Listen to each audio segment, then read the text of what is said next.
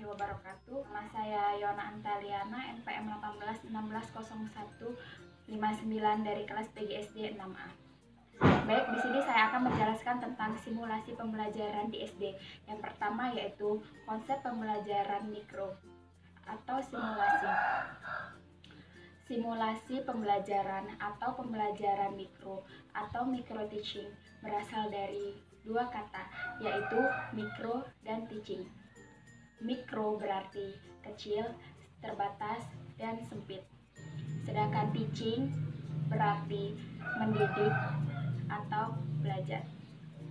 Jadi micro teaching adalah salah satu pendekatan atau cara untuk melatih penampilan mengajar yang dilakukan secara mikro atau atas kesadaran akan dalam waktu atau akomodasi yang terbatas atau miniatur mengajar. Penyederhanaan mini terkait dengan setiap komponen pembelajaran, misalnya dari segi waktu, materi, jumlah siswa, jenis keterampilan dasar mengajar yang dilatihkan, penggunaan metode dan media pembelajaran, dan unsur-unsur pembelajaran yang lainnya. Unsur-unsur pokok pembelajaran itu ada 4, yaitu yang pertama, tujuan atau kompetensi, yang kedua, materi yang harus dipelajari siswa, yang ketiga, metode dan media, yang keempat, evaluasi. Adapun tujuan dan manfaat pembelajaran mikro. Yang pertama, mempersiapkan, membina, dan meningkatkan mutu guru agar dapat memenuhi standar kompetensi pedagogik, kepribadian, profesional, dan sosial. Yang kedua, untuk memfasilitasi, melatih, dan membina calon maupun para guru dalam hal keterampilan dasar mengajar atau teaching skill. Yang ketiga, untuk melatih penampilan dan keterampilan mengajar yang dilakukan bagian demi bagian secara spesifik agar diperoleh kemampuan maksimal sesuai dengan tuntutan profesional sebagai tenaga seorang guru. Yang keempat, untuk memberi kesempatan kepada calon maupun para guru melatih dan mengoreksi serta menilai kelebihan dan kekurangan yang dimiliki dalam hal keterampilan mengajar. Yang kelima, untuk memberi kesempatan kepada setiap yang berlatih atau calon guru dan para guru meningkatkan dan memperbaiki kelebihan dan kekurangannya, sehingga guru selalu berusaha meningkatkan layanan kepada siswa.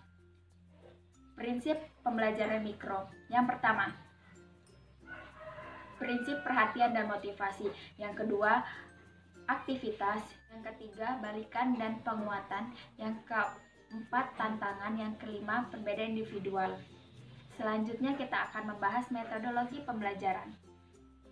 Menurut Undang-Undang Nomor 20 Tahun 2003 tentang Sistem Pendidikan Nasional, pada pasal 1 butir 1 menyatakan bahwa pendidikan adalah usaha sadar dan terencana untuk mewujudkan suasana belajar dan proses pembelajaran agar peserta didik secara aktif mengembangkan potensi dirinya untuk memiliki kekuatan spiritual, keagamaan, pengendalian diri, kepribadian, kecerdasan, dan akhlak mulia, dan keterampilan yang diperlukan dirinya, masyarakat, bangsa, dan negara.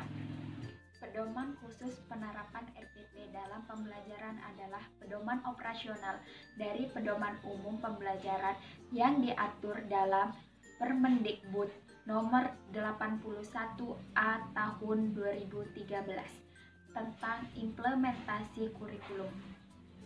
Pedoman khusus ini berisi tentang tujuan dan lingkup pedoman, langkah-langkah penerapan RPP dalam pembelajaran, model-model penerapan pembelajaran, penilaian proses pembelajaran, dan penutupan.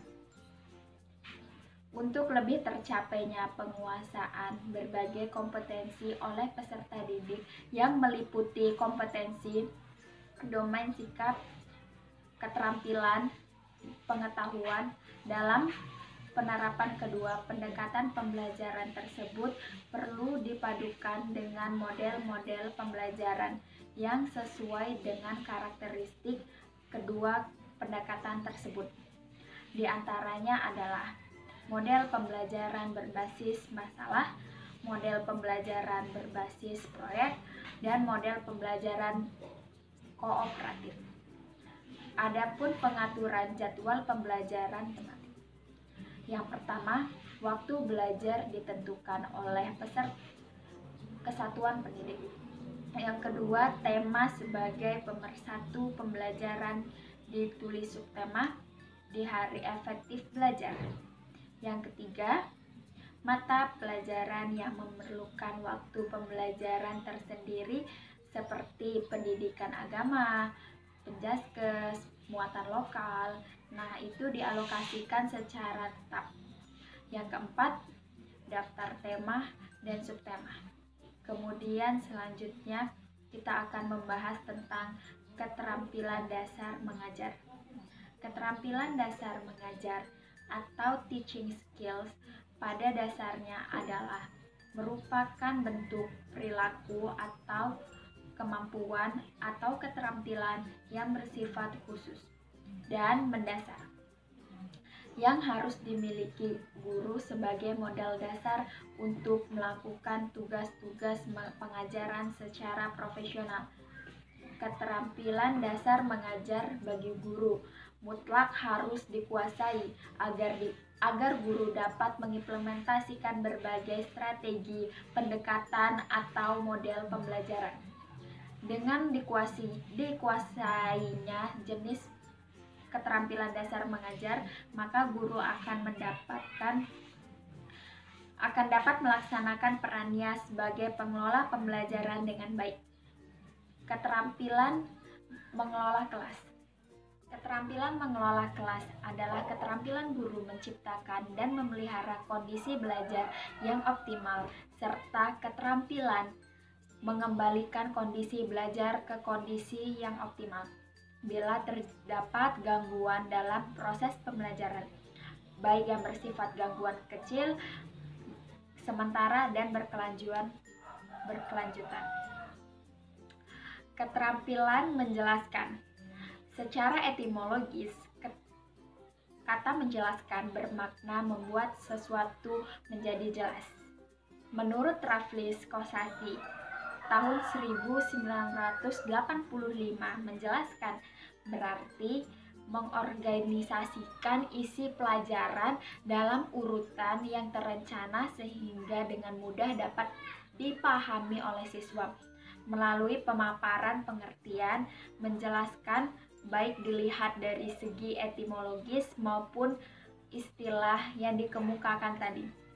Kita dapat menangkap inti pesan dari menjelaskan, yaitu membuat sesuatu menjadi lebih jelas dengan cara yang pertama, mengorganisasikan isi pelajaran, yang kedua, menunjukkan hubungan, yang ketiga, sebab akibat, yang keempat, antara yang diketahui dengan yang belum diketahui.